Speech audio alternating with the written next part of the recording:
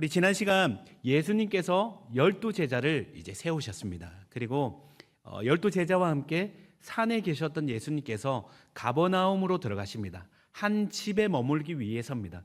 여러분 퀴즈입니다.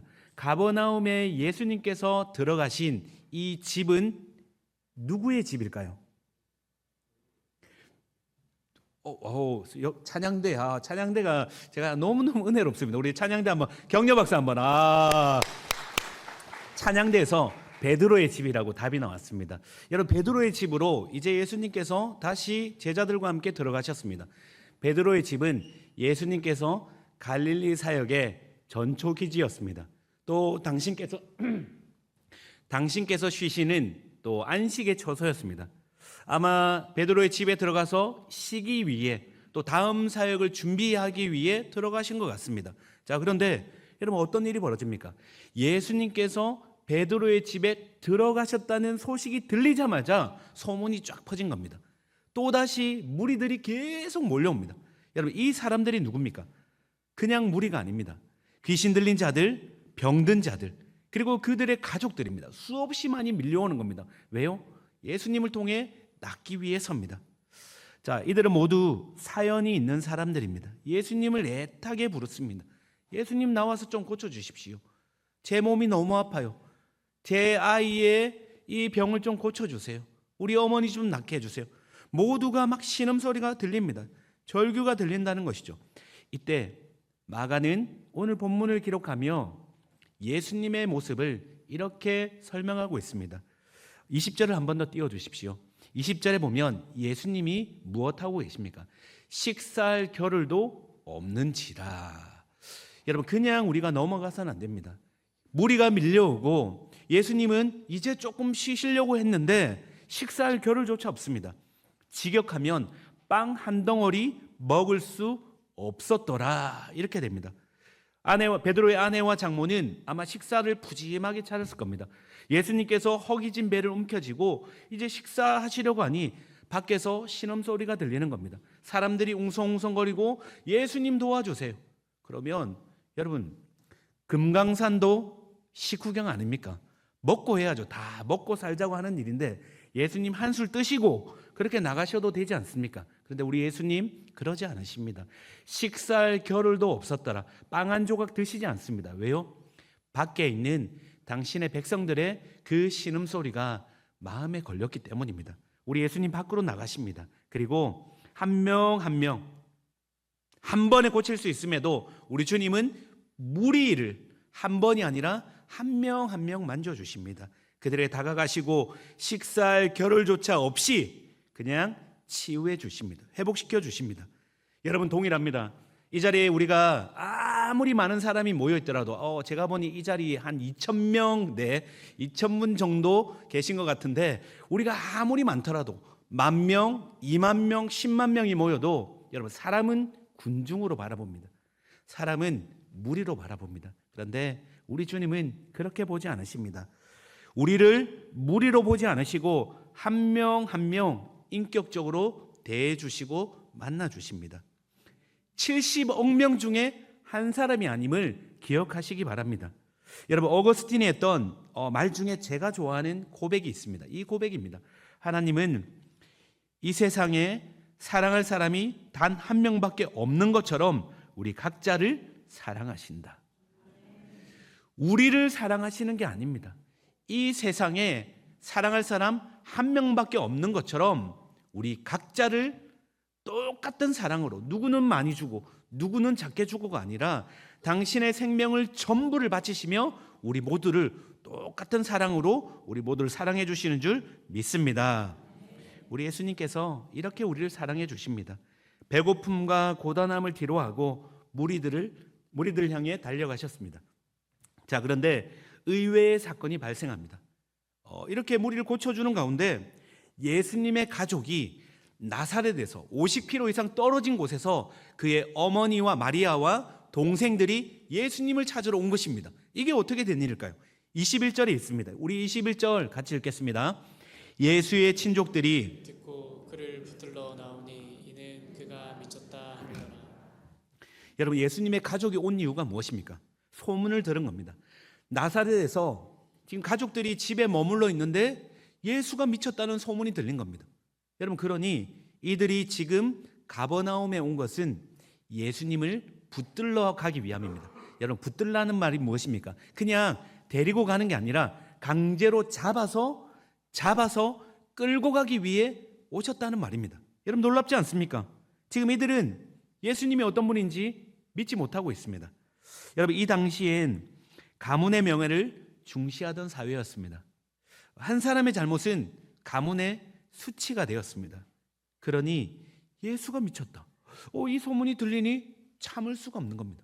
우리 가문의 수치인데 예수님 빨리 데리고 와야 되겠는데, 그래서 우르르 달려간 것이죠. 여러분, 이런 거짓 소문, 예수가 미쳤다는 이 소문을 누가 퍼뜨렸을까요? 여러분, 퍼뜨린 대상이 있습니다.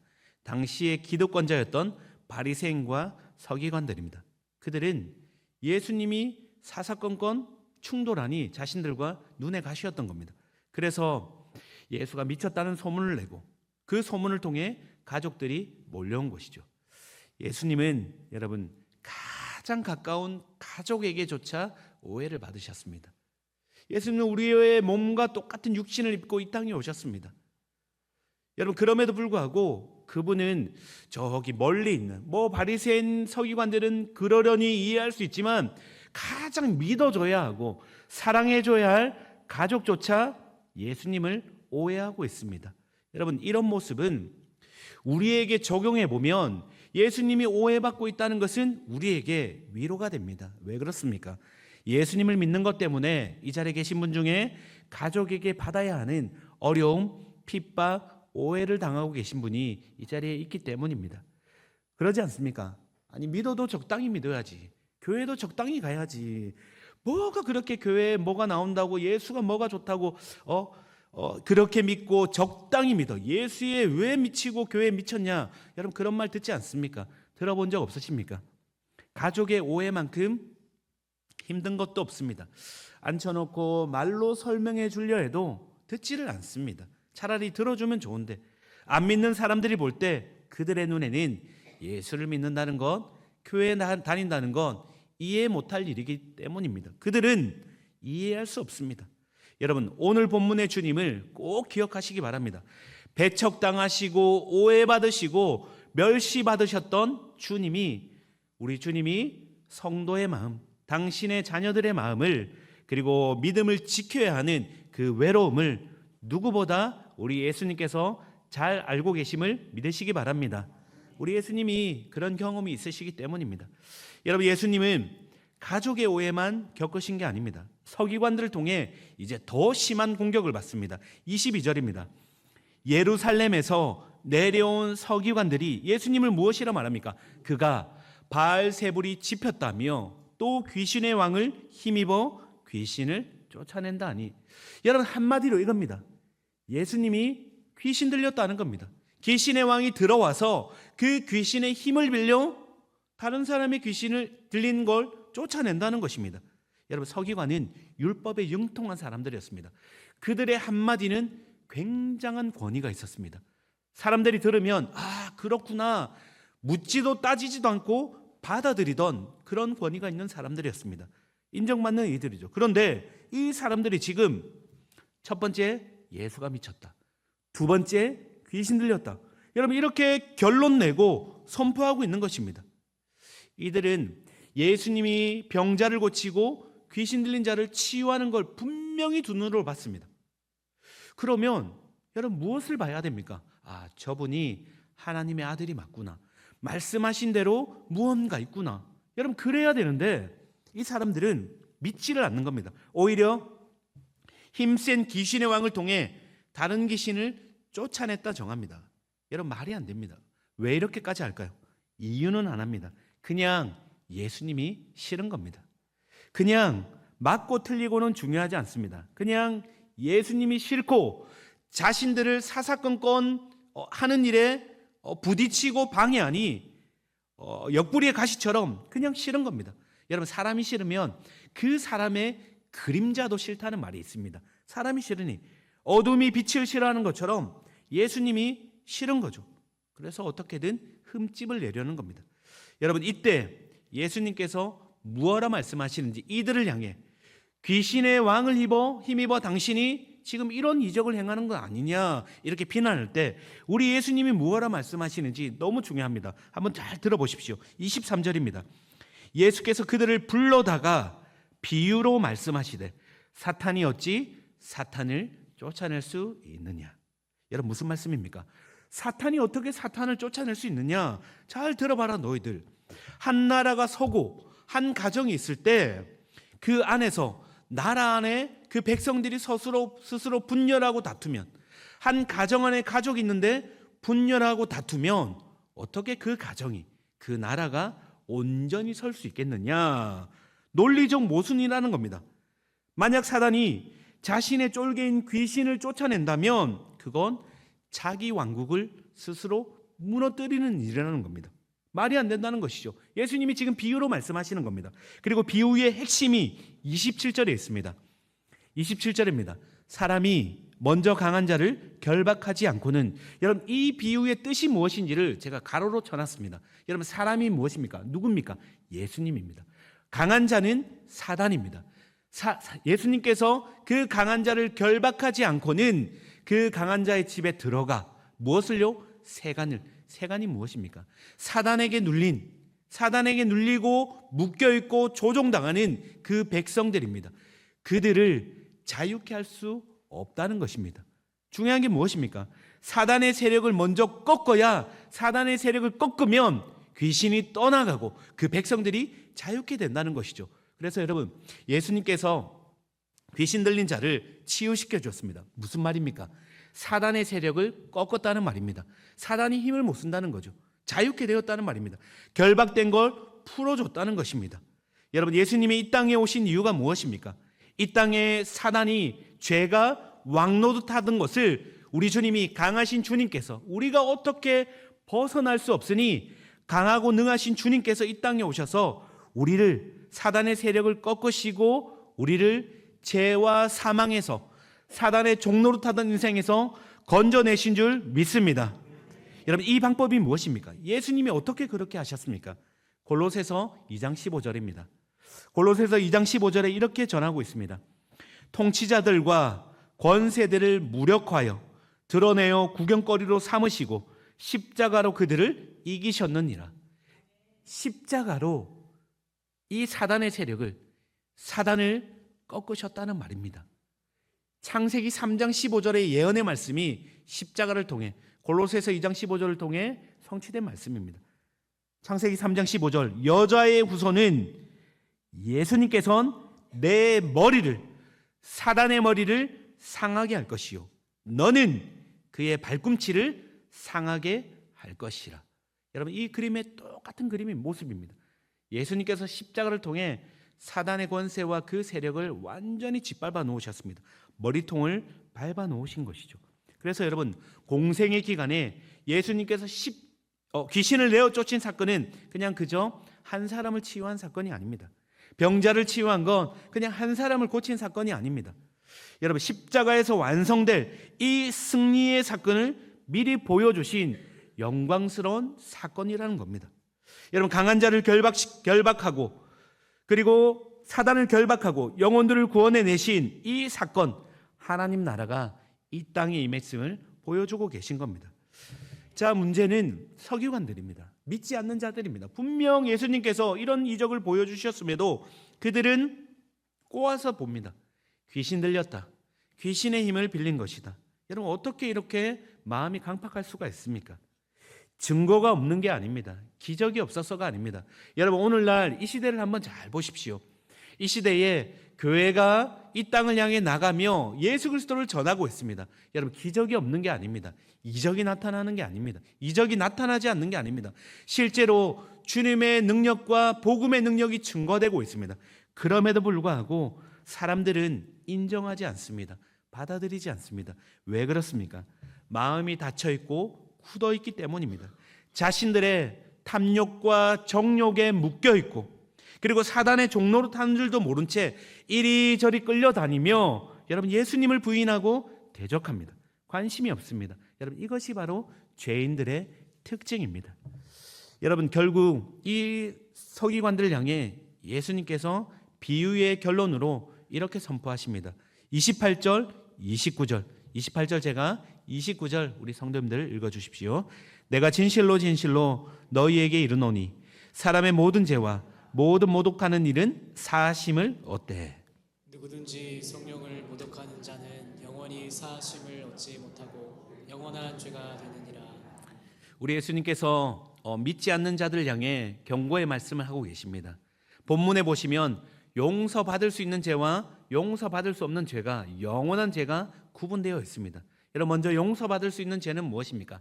사람의 모든 죄와 모든 모독하는 일은 사심을 얻느니라, 이렇게 말씀하십니다. 여러분, 예수 그리스도의 보혈의 능력은 우리의 모든 죄를 사해 주시고 용서해 주시는 능력이 있는 줄 믿습니다. 여러분, 이것이 복음의 은혜입니다.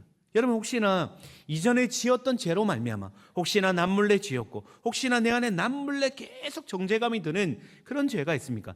시간이 지나도 계속 붙들고 끙끙거리며 이거 주님이 용서해 주실까? 이거 주님이 받아주실까? 여러분, 그렇게 생각하는 분이 있다면 여러분 28절을 꼭 기억하시기 바랍니다. 내가 진실로 진실로 너희에게 이르노니 사람의 모든 죄는 사심을 얻느니라. 주님 용서해 주신다는 말입니다. 여러분, 정죄감 얻지 마시기 바랍니다. 예수 그리스도의 보혈의 공로로 말미암아 이미 죄와 사망 우리는 벗어난 줄 믿습니다. 여러분, 죄로 인해 여러분 눌림이 있고 정죄감이 있는 분들 이 말씀 기억하십시오. 요한일서 1장 9절. 만일 우리가 우리 죄를 자백하고 회개하고 돌이키면 그는 미쁘시고 의로우사 우리 죄를 사하시며 우리를 불의에서 깨끗게 하실 줄 믿습니다. 어떤 죄라도 용서받습니다. 돌이키면 됩니다. 동이 서에서 먼 것 같이 기억조차 하지 않으십니다. 우리 주님이 그렇습니다. 자, 그런데 29절이 문제입니다. 여러분, 예외적으로 모든 사람의 죄는 용서해 주시는데 예외적으로 이것 하나 딱, 이거 하나는 절대 너희가 용서받지 못해. 이거 하나 기억해야 돼. 용서받지 못하는 죄가 있다는 것입니다. 그것이 무엇입니까? 여러분, 29절에 보면 누구든지 성령을 모독하는 자는 영원히 사심을 얻지 못하고 영원한 죄가 되느니라. 여러분, 이것을 우리는 성령 모독죄라고 합니다. 이전의 성경에 보면 성령 회방죄입니다. 여러분, 성령 모독죄가 무엇입니까? 성령 회방죄는 무엇입니까? 성령 모독죄, 성령 회방죄. 쉽습니다, 여러분. 성령은 예수의 영입니다. 성령의 핵심 사역은 예수님을 드러내고 예수님이 어떤 분이신가를 우리에게 알려줍니다. 그렇기 때문에 성령 모독죄는, 성령 해방죄는 한마디로 예수 그리스도를 끝까지 거부하는 죄입니다. 예수를 믿지 않는 죄입니다. 여러분, 우리의 용서함과 제사함은 어디로부터 임합니까? 은혜는 어디로부터 임합니까? 예수 그리스도를 믿음으로 말미암아, 그분의 보혈의 공로로 말미암아 우리가 용서를 받고 죄사함을 얻고 여러분 생명의 길로 들어가게 됩니다. 그런데 성령의 주사역인 이 예수를 믿는 것, 이걸 믿지 않고 거부하고 복음의 문을 거부한다면 여러분 용서의 문을 스스로 닫아버린 것입니다. 예수를 믿지 않는 죄, 이것이 영원한 죄입니다. 여러분, 용서받지 못할 죄입니다. 이것이 성경 모독죄라는 것입니다. 여러분, 예수님께서는 믿지 않는, 어떻게도 믿지 않는, 이래도 저래도 증거를 보여줘도 믿지 않는 그 서기관들을 향해 무슨 말씀이 있겠습니까? 경고해도 듣지 않는데. 여러분, 그래서 예수님께서 이렇게 경고하신 후에 이제 상황이 다 정리되어 갈 때쯤에 예수님을 부르는 다급한 소리가 들립니다. 31절입니다. 그때에 예수의 어머니와 동생들이 와서 밖에 서서 사람을 보내어 예수를 부르니. 여러분, 지금 밖에 예수님의 가족들이 왔습니다. 그리고 예수님을 부르기 시작합니다. 사람을 보내. 왜 부릅니까? 집에 가자는 겁니다. 미쳤다는 소문 듣고 빨리 집에 가서 좀 요양을 시키려고 부르는 겁니다. 계속 부르는데 여러분, 이 가족들이 있는 장소를 한번 보십시오. 마가는 의도적으로 가족이 있는 장소를 이렇게 기록했습니다. 밖에 서서입니다. 지금 이 가족들은 예수님 옆에 있지 않습니다. 이들은 밖에 있고, 그리고 예수님 옆에는 예수님을 믿고 따르는 그의 제자들과 무리들이 함께 있습니다. 지금 대조적으로 보여주고 있는 것이죠. 여러분, 여기에 메시지가 있습니다. 여러분, 예수님의 가족들이 예수님을 부른다는 이 소리에 우리 주님께서 예상밖에 이런 말씀하십니다. 누가 내 어머니며 누가 내 동생들이냐. 둘러앉은 자들을 보시며 이르시되 내 어머니와 밖에 있는 저들이 아니라 둘러앉아 있는 예수님 곁에 있는 자들을 향해 내 어머니와 내 동생들을 보라. 누구든지 하나님의 뜻대로 행하는 자가 내 형제요 자매요 어머니니라. 여러분, 이 말을 들은 사람들의 반응이 어떻겠습니까? 이상하다. 아니, 예수님의 가족은 저기 밖에 있는 사람들인데, 아니 여기 있는 사람들이 어머니요 형제요 자매라니, 우리 예수님 이게 무슨 말일까? 여러분, 그렇게 생각하지 않겠습니까? 내 육신의 가족이 밖에 있는데, 여러분, 예수님이 진짜 이상한 거 아닌가? 그런데 여러분, 육신의 가족을 모른 척 하시는 게 아닙니다. 예수님이 이렇게 하시는 말씀이 이유가 있습니다. 무엇입니까? 예수님은 지금 부모와 자녀, 형제의 관계를 부정한 게 아니라 이 말씀을 하심을 통해 예수님을 중심으로 당신을 통해 새로운 가족 공동체가 혈연으로 맺은 육신의 가족을 넘어선 새로운 공동체가 탄생됐음을 우리에게 알려주고 있는 것입니다. 여러분, 에베소서 2장 19절을 보십시오. 그러므로 이제 너희는 무엇이 되었다고요? 하나님의 가족이 되었습니다. 하나님의 가족이 되었다는 것입니다. 하나님을 아버지로 둔 우리가 가족이 되었다는 것이죠. 피는 물보다 진합니다. 그런데 여러분, 혈연 관계를 설명하는 말입니다. 피는 물보다 진하니 가족의 끈끈한, 끊을 수 없는 그 관계를 설명하는데, 여러분, 이 땅에서는 그 가족 관계가 전부입니다. 최고의 관계입니다. 그런데 피보다 더 진한 영원히 끊을 수 없는 관계가 있음을, 가족 공동체가 있음을 예수님께서 오늘 이 말씀을 통해 우리에게 전해주고 계십니다. 여러분, 이 땅에 피보다 진한 그 가족 공동체, 어떤 공동체입니까? 예수 보혈을 이식받은 믿음의 가족 공동체들입니다. 여러분, 어떤 것으로도 끊을 수 없습니다. 여러분, 이 땅뿐만 아니라 영원까지 함께하는 여러분 가족 공동체입니다. 여러분, 우리가 이 자리에 있는 이유 한 가지 때문입니다. 우리는 사는 곳도 다르고 고향도 다릅니다. 그런데 왜 우리가 이 자리에 모였습니까? 이유는 한 가지입니다. 예수 그리스도 때문입니다. 예수로 말미암아 우리가 영적인 혈연 관계로 이 자리에 묶여 있기 때문입니다. 그러니 묻겠습니다. 한번 답해 보십시오. 여러분 모두 예수 안에 있음을 믿으십니까? 그러면 되었습니다. 그러면 이제 우리 모두는 하나님을 아버지로 둔 영적인 가족이 되었습니다. 이것이 예수 안에서 새로운 가족이 되었다는 의미입니다. 그러면 우리는 교회 안에서 새로운 관계 설정을 하셔야 됩니다. 그냥 주일날 와서 함께 같은 공간에 모여 예배드리고 돌아가는 그냥 평안교회 교우, 그 정도가 아니라는 겁니다. 우린 누굽니까? 예수님께서 직접 하신 말씀입니다. 여러분, 그러니 기억하시기 바랍니다. 우리는 예수의 십자가 은혜로 말미암아 예수를 중심으로 함께 모여 하나님 영적인 가족이 된 형제 자매인 줄 믿습니다. 여러분, 이것뿐만 아니라 천국에서도 영원히 함께할 사이입니다. 여러분, 이 내용이 어떤 것인지 한 이야기를 통해 다시 한번 증거하겠습니다. 십자가에서 만난 예수 그리스도란 책에 안산제일교회 당시에 담임이셨던 고은 목사님의 실제 이야기가 담겨 있습니다. 소개되어 있습니다. 잠깐 제가 소개하겠습니다. 여러분, 이 목사님께서 교인의 초청으로 이제 식당에 초대받게 됐습니다. 식당으로 가는 길 가운데 당시에 82세셨던 목사님의 어머니가 이 목사님이 담임하던 그 교회 앞에서 양말을 팔고 계신 겁니다.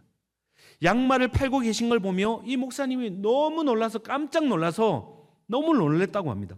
여러분, 양말을 파는 게 잘못된 게 아닙니다. 자신의 어머니가 자신이 심호하는 교회 앞에서 양말을 팔다 보니 여러분, 이 목사님이 놀랐던 것이죠. 일찍 과부가 되어 남편을 떠나보내며 행상을 하며 자녀 뒷바라지를 하신 그 어머니가 어떻게 자신이 담임하는 그 교회 앞에서 행상을 하신단 말인가?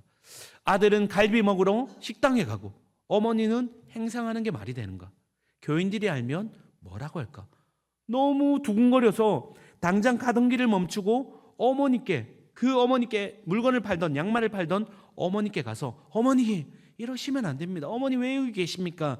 그렇게 손을 잡고 이야기하는데 알고 봤더니 자신의 어머니가 아니라 웬 모르는 할머니가 그 자리에서 양말을 팔고 계시다랍니다.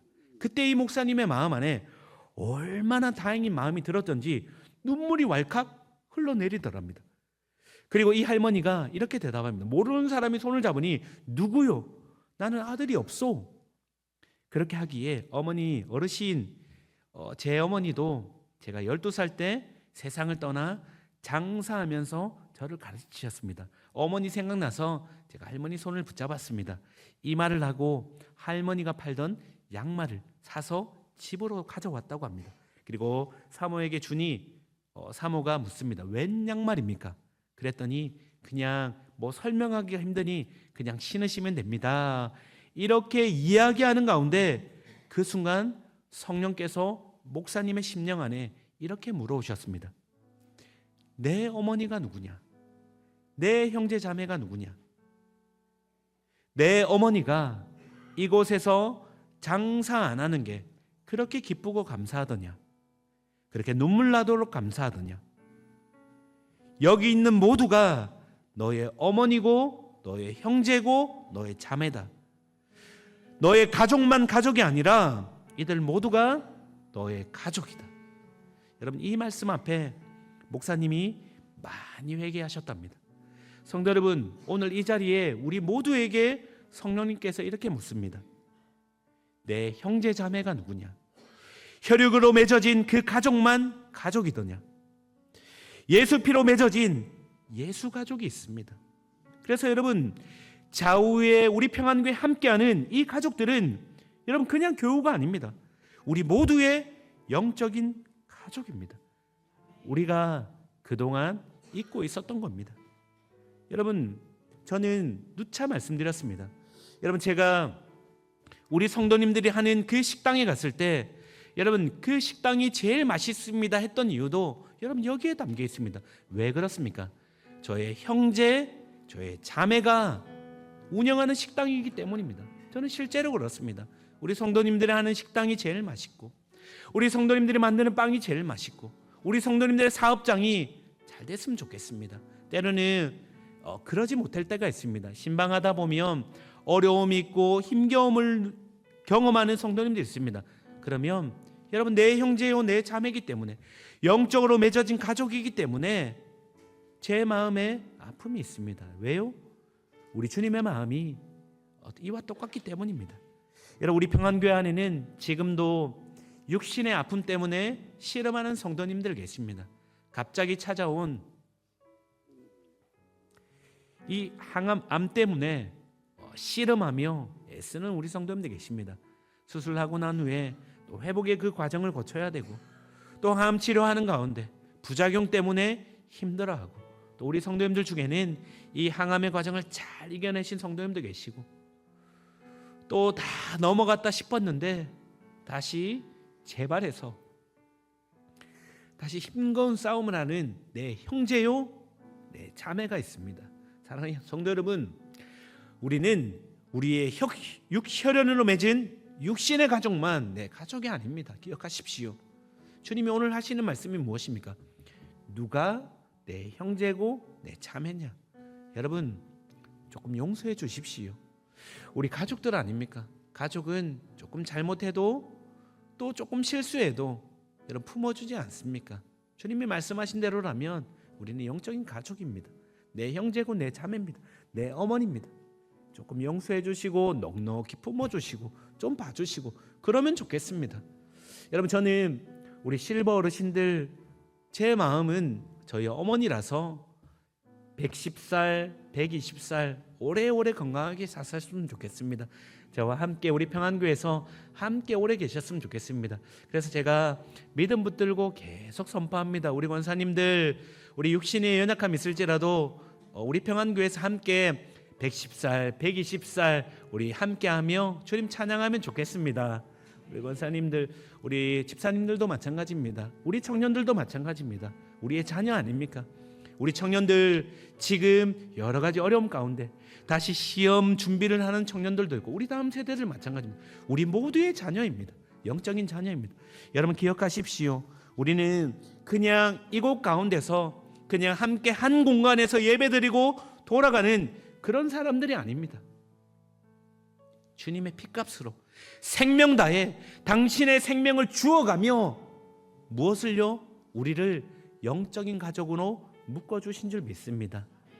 여러분 옆에 계신 분 내 형제요, 내 누이입니다. 우리 옆에 계신 분 한번 이렇게 인사하면 좋겠습니다. 저의 가족이 되어주셔서 감사합니다.